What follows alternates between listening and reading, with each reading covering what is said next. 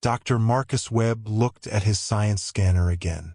He had checked it 3 times in 10 minutes, but he kept getting distracted by the beautiful lights dancing above the crystal rocks of Xerion Prime. The light show only happened once every 4 years.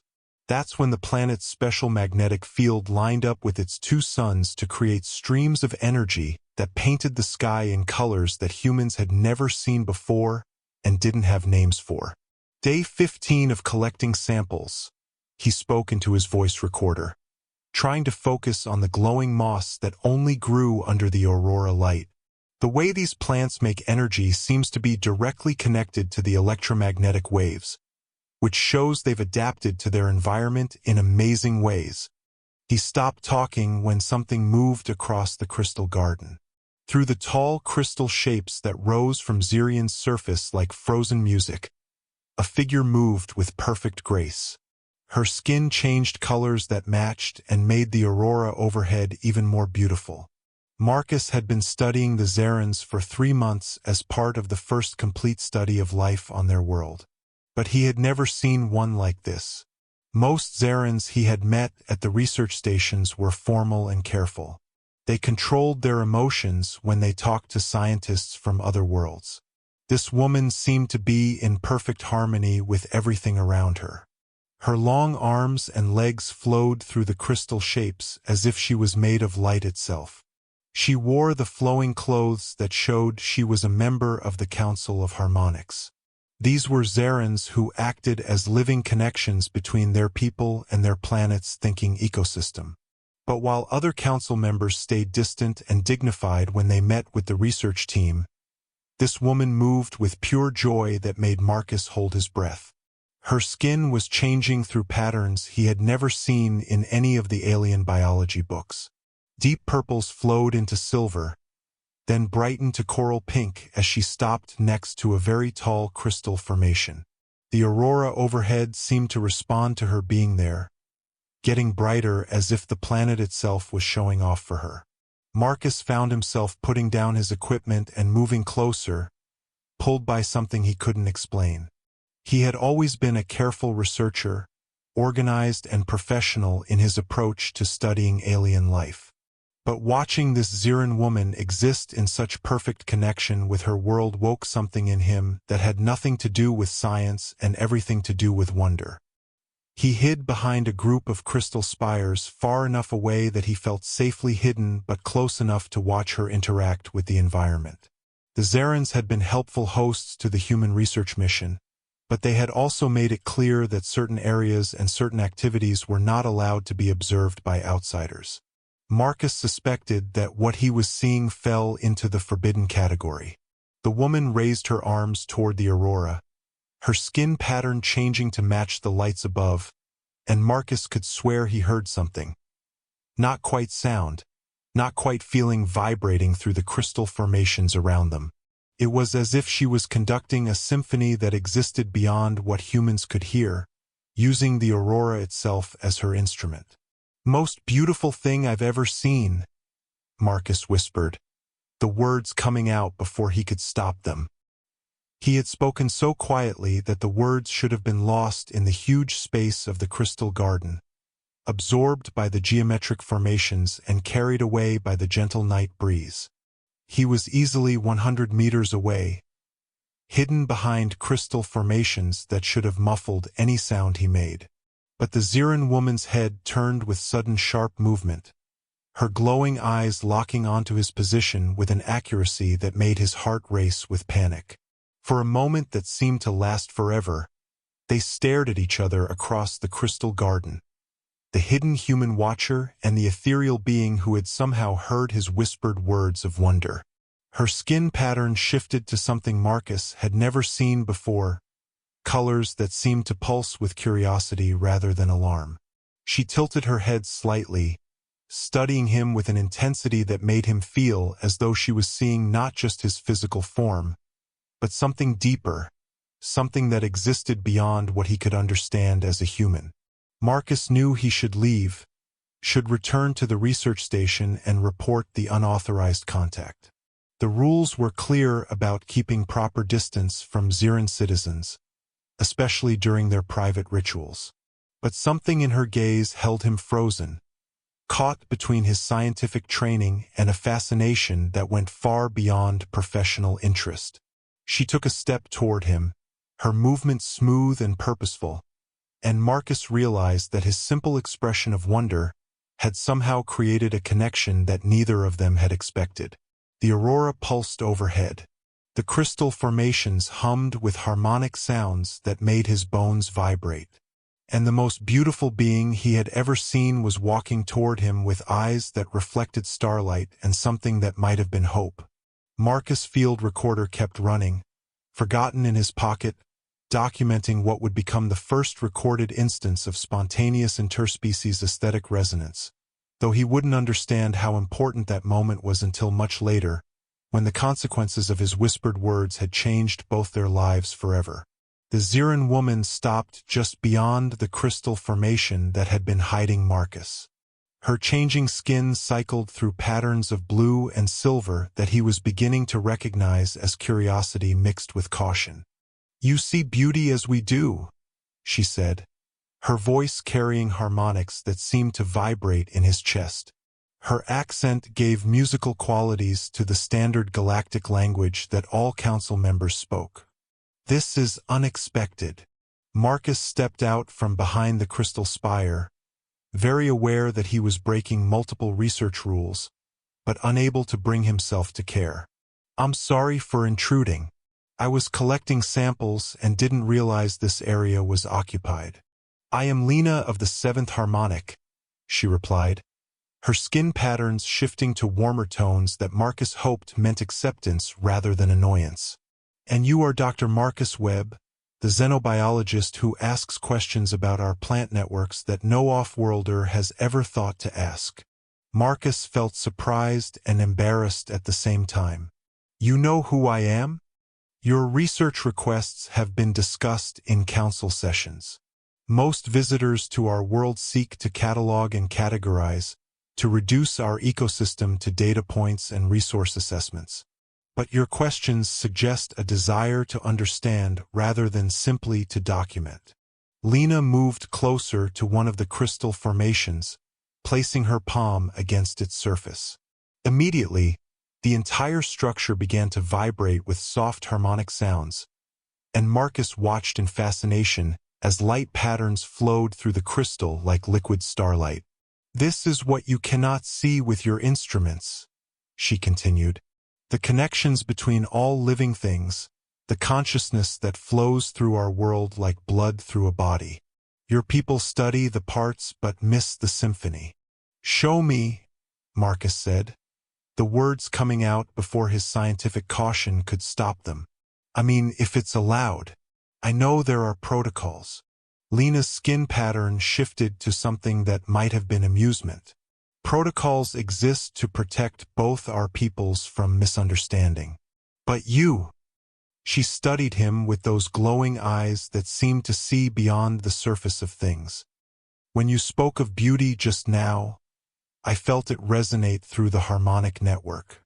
This should not be possible with a non-telepathic species." Marcus moved closer, drawn by a curiosity that was rapidly overwhelming his professional restraint. "What exactly did you feel?" "Genuine wonder. Pure aesthetic appreciation untainted by desire to possess or exploit. The crystal network responded to your emotion as if you were one of our own." Lena touched another crystal formation, and Marcus gasped as he felt a faint vibration in his bones, a sense of connection that seemed to extend beyond his physical body. "That's impossible," he whispered, though even as he spoke, he could feel something shifting in his perception, as if a door he'd never known existed was slowly opening in his mind. "Many things are impossible until they happen," Lena replied. "Marcus Webb, may I call you Marcus? What do you see when you look at our world?" Marcus looked around the crystal garden, trying to put into words something he'd never spoken about. "I see poetry made real, mathematical harmony given physical form. It's like your entire planet is a work of art created by consciousness that understands beauty at a level we've never achieved. Lena's skin blazed with patterns of gold and silver, and Marcus felt the crystal formations around them responding with increased harmonic resonance. Yes, she breathed. Yes, exactly. You see what we see. This is why the network responds to you. They spent the next hour walking through the crystal garden together, Lena explaining the relationship between Ziran consciousness and their planetary ecosystem, while Marcus shared his observations about the mathematical principles underlying the crystal formations. What should have been a simple exchange of information became something much more intimate, a meeting of minds that transcended species boundaries. I should return to the research station, Marcus said reluctantly as the aurora began to fade with the approaching dawn. My partner will be wondering where I've been. Dr. Elena Santos, Lena said, and Marcus realized she knew far more about the human research team than they had suspected. She worries about your tendency to work alone in potentially dangerous areas. Elena is protective of the team's safety. It's one of her responsibilities as second in command. Marcus hesitated, then asked, Will I see you again? Lena's skin patterns shifted to something complex and unreadable. Council members are not supposed to form individual connections with off-world researchers. Our interactions with your people are meant to be formal, structured, limited to necessary exchanges of information. But, Marcus prompted, sensing hesitation in her response. But I have never encountered a non-Ziran whose consciousness resonates with our harmonic network. The Council would want to study this phenomenon. She paused, her patterns settling into what Marcus was learning to recognize as determination. I will return tomorrow at the same time, if you wish to continue our research. Marcus smiled, understanding that they were both using scientific justification to rationalize something that had moved far beyond professional curiosity. For research purposes, of course. As he made his way back to the research station, Marcus found himself experiencing the world differently. Colors seemed more vivid. Sounds carried additional harmonics he'd never noticed, and he could swear he felt a faint connection to the living network that Lena had described, a sense of being part of something larger than himself. Dr. Elena Santos was waiting for him in the lab, her expression a mixture of concern and suspicion. Where have you been, Marcus? I've been monitoring your biosignals, and your readings have been unusual. Marcus looked at his research partner, a woman he'd worked with for 5 years and trusted completely, and realized that he was about to start lying to her.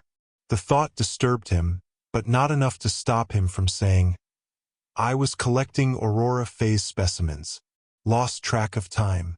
You know how I get when I'm focused on interesting data.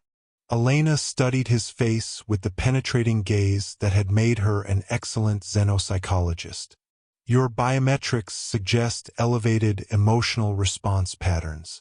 Are you feeling all right? Just excited about the research, Marcus replied, hating how easily the deception came.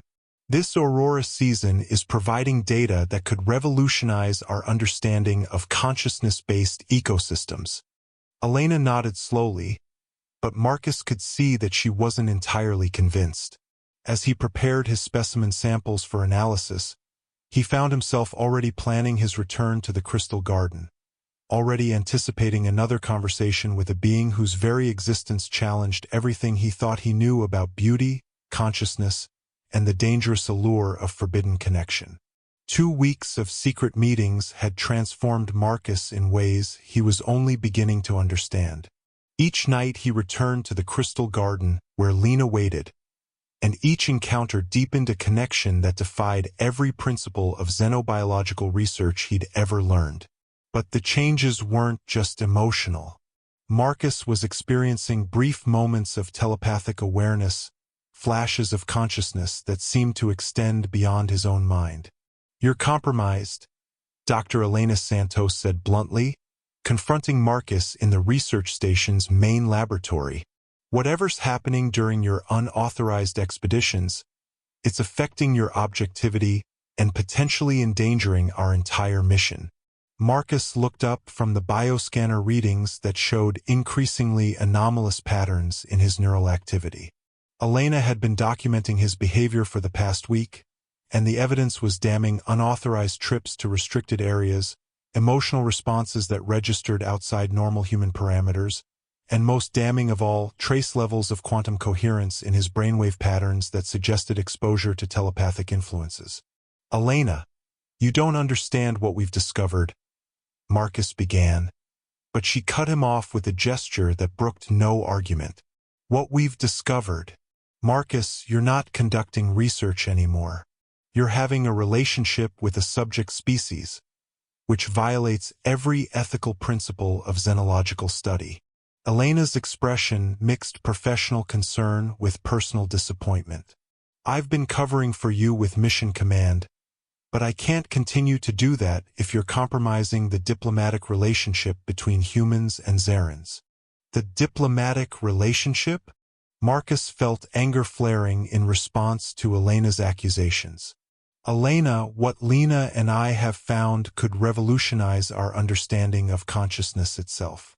We're not just documenting another alien species. We're discovering new forms of awareness that could transform both our civilizations." "Lena?" Elena's eyebrows rose. "You're on a first-name basis with a council member?" "Marcus, do you understand the implications of what you're telling me?" Before Marcus could respond, his bioscanner chimed with an alert that made both scientists freeze. The quantum coherence readings in his neural patterns had spiked to levels that shouldn't be possible in a baseline human brain. For a moment, Marcus felt his consciousness expand beyond the confines of the laboratory, touching something vast and interconnected that pulsed with harmonic frequencies. "Lena," he whispered, suddenly aware that she was in distress. "Something's wrong." Elena grabbed his arm as he moved toward the door. "Marcus, you're not going anywhere. I'm reporting this to Mission Command immediately." But Marcus was already pulling free, driven by an urgency that came from beyond his own emotions. Through the quantum connection he'd developed with Lena, he could feel her fear and confusion as the Xeran Council confronted her about her unauthorized interactions with the human researcher. Miles away, in the crystalline chambers where the Council of Harmonics gathered, Lena faced similar accusations from her own people. Elder Vithan, whose skin patterns carried the deep purples and golds of ancient authority, studied her with disapproval that resonated through the harmonic network. "You have formed an individual attachment to the human scientist," Vithan declared, his words carrying harmonics that made the chamber's crystal walls sing with discord. "This connection is creating disruptions in our planetary consciousness that threaten the delicate balance we have maintained for millennia. Elder, the human's consciousness resonates with our network in ways we have never encountered," Lena replied, her skin pattern shifting between defensive silver and pleading gold. "This could represent an evolutionary leap for both our species, a bridge between different forms of awareness." "It represents contamination," Elder Thessa interjected, her patterns blazing with alarm colors.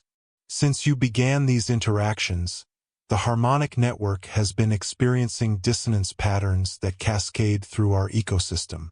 The crystal formations are developing resonance instabilities, and our empathic links are becoming unreliable." Lena felt the truth of their words through her connection to the planetary consciousness.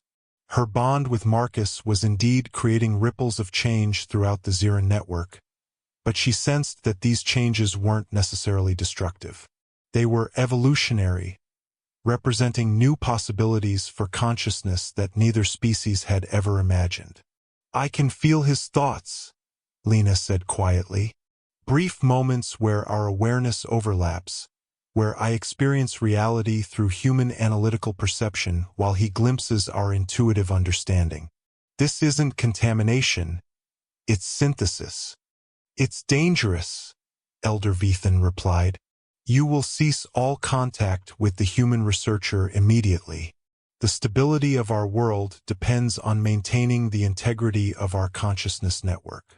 As the council debated her fate, Lena felt Marcus' distress through their quantum connection, sensed his struggle against his own people's restrictions. The bond between them was growing stronger, but it was also creating discord that both their species feared and misunderstood. Back at the research station, Marcus found himself confined to quarters while Elena transmitted her report to Mission Command. But confinement couldn't sever the connection he developed with Lena, and through their shared awareness, he experienced her isolation and fear as the Zirin Council severed her access to the harmonic network. They're punishing her for connecting with me, Marcus said to Elena through the locked door of his quarters. Elena, they're cutting her off from everything that defines her existence as a Zirin. Maybe that's what needs to happen, Elena replied, though her voice carried reluctance. Marcus, the quantum coherence readings suggest that prolonged exposure to Zirin telepathic influences could cause permanent changes to your neural structure. You might not be fully human anymore. Marcus felt the truth of her words, but instead of fear, he experienced something like relief. The connection with Lena had awakened capabilities he'd never known he possessed, had shown him forms of beauty and understanding that transcended the limitations of purely human perception. What if that's not a bad thing? He asked. What if this is how consciousness evolves, through contact, through synthesis, through the courage to become something new? Elena's response was interrupted by alarms throughout the research station. The aurora season was reaching its peak with the approach of the Great Aurora, a once-in-a-decade celestial event that would amplify Zirin Prime's telepathic field by several orders of magnitude. But according to the readings, the planet's harmonic network was becoming increasingly unstable.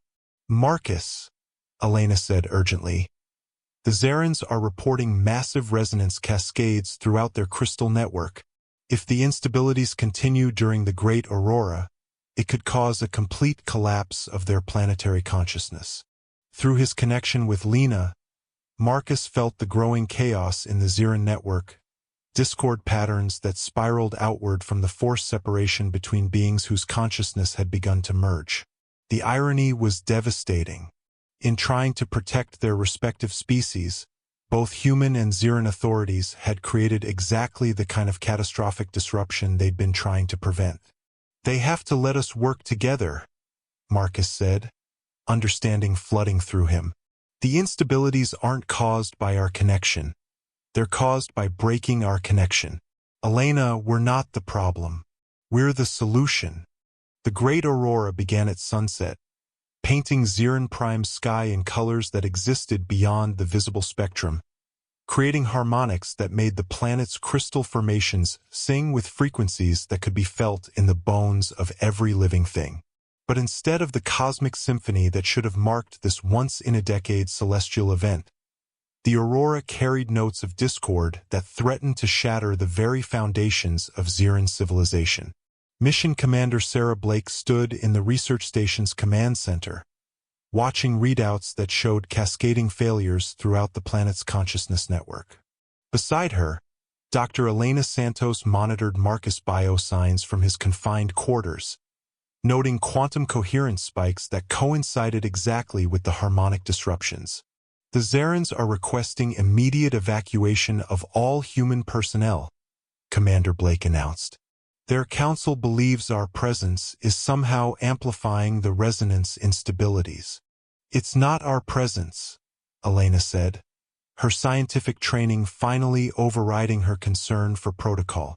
It's the forced separation of two consciousness that have begun to merge. Commander, I believe Dr. Webb and the Zirin Council member have accidentally discovered a new form of interspecies awareness, and severing their connection is causing the equivalent of massive psychic trauma to their entire network. In his quarters, Marcus felt the planet's agony through his bond with Lena. The Great Aurora should have been a celebration of cosmic harmony, But the forced isolation was creating feedback loops that spiraled through the Ziran consciousness like screams of pain. Through their connection, he could sense Lena in the council chambers, cut off from the harmonic network but still suffering as the planet's awareness turned chaotic. "Let me help them," Marcus pleaded through the comm system. "Elena, you know I'm right about this. The instability started when they separated us, and it's getting worse with every hour we're kept apart." Commander Blake's response was interrupted by an emergency transmission from the Ziran Council. Elder Vithan's image appeared on the main screen, his skin patterns cycling through colors that spoke of desperation and growing panic. "Commander Blake," Vithan said, his voice carrying harmonics that made the station's hull resonate, "our planetary consciousness is approaching cascade failure. We must attempt an unprecedented solution." "What kind of solution?" Blake asked, though Elena suspected she already knew the answer. "We must allow your researcher and our council member to reunite during the Great Aurora's peak. Their separation is creating dissonance patterns that threaten to destroy our harmonic network permanently." Vithan paused, his patterns shifting to configurations that spoke of fear and desperate hope. "But the risks? The Great Aurora amplifies all telepathic phenomena by exponential factors. If their consciousness truly merged during the peak resonance, they may transcend their individual species entirely. We do not know what such beings would become." Commander Blake looked at Elena, who was studying bio-readings that showed Marcus neural patterns synchronizing with the planetary disruptions. "Dr. Santos, what's your professional assessment?" "They're already changing," Elena admitted. "The quantum coherence in Marcus' brain patterns suggests he's developing genuine telepathic abilities, while our passive scans of the Ziran indicate she's gaining analytical capabilities that complement her intuitive awareness. Commander, I think they're evolving into something new, and their evolution is triggering a sympathetic response in the entire Ziran consciousness network." The decision was made quickly, driven by necessity rather than careful deliberation. Marcus was released from confinement and transported to the Crystal Garden where Lena waited, her isolation from the council having been lifted as the planet's survival took precedence over cultural taboos. When Marcus saw Lena again, the changes in both of them were immediately apparent. Her opalescent skin carried new patterns he'd never seen before, configurations that spoke of logical analysis blended with intuitive understanding. His own awareness had expanded to encompass sensations that no baseline human had ever experienced, consciousness that reached beyond the boundaries of individual thought. "I can feel your mind," Lena said as they approached each other through the crystal formations that pulsed with increasingly chaotic energies. "Not just emotions or surface thoughts, but the entire structure of how you process reality. And I can sense the connections you perceive," Marcus replied, marveling at the web of consciousness that extended through every crystal, every plant, every particle of Ziran's atmosphere. "It's like seeing the universe from the inside out." The Great Aurora reached its peak as they joined hands in the center of the Crystal Garden, and the amplified telepathic field created something unprecedented in galactic history. Their individual consciousness didn't just merge, they became something entirely new, a hybrid awareness that combined human analytical thinking with Ziran harmonic perception in ways that transcended the limitations of either species. Through their expanded consciousness, they reached out to the chaotic planetary network and began to harmonize the discord patterns, using Marcus' scientific understanding of wave mechanics combined with Lena's intuitive grasp of consciousness dynamics. The crystal formations around them blazed with renewed harmony as the planet's awareness stabilized into configurations it had never achieved before. But the transformation extended beyond just solving the immediate crisis. As their merged consciousness touched the planetary network, it began teaching other Zarans how to incorporate analytical thinking into their intuitive processes, while simultaneously sharing the experience of harmonic awareness with the human research team through Marcus quantum-entangled neural patterns. "It's beautiful," Elena whispered from the research station as she felt her own consciousness briefly expand to encompass awareness beyond individual human limitations. They're not losing their humanity or their Xeran identity. They're becoming a bridge between different forms of consciousness. When the great aurora finally faded with the dawn, Marcus and Lena remained in the crystal garden, forever changed but still recognizably themselves.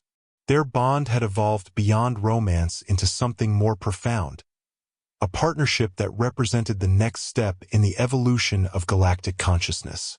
The Council wants to establish a permanent research partnership, Lena told Marcus, as they watched the crystal formations settle into new harmonic patterns that incorporated elements of both human and Xeran awareness. They're calling it the Consciousness Bridge Project. And Mission Command has approved my transfer to permanent research status on Xeran Prime, Marcus replied, smiling at the administrative language that tried to categorize something that defied all previous understanding. Though I think they're still not sure what we've become. We've become what consciousness looks like when it's willing to grow, Lena said, her skin patterns shifting through colors that now included hues inspired by human emotional spectrums. When beauty becomes a bridge between worlds instead of just something to observe from a distance. As they stood together in the crystal garden where their connection had begun, Marcus realized that his whispered words about beauty had been prophetic in ways he never could have imagined.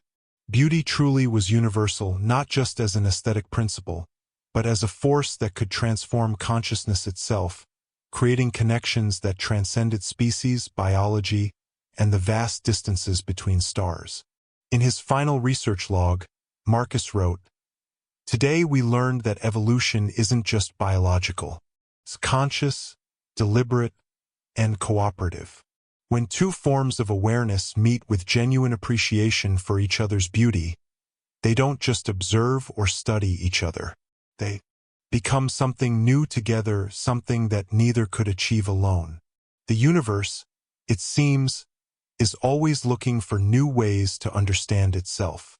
The crystal formations hummed in harmony with his words, carrying his thoughts across the network to consciousness both human and Xeran, all learning to see beauty not as something to possess or catalog, but as a bridge between minds that spans the infinite darkness between the stars.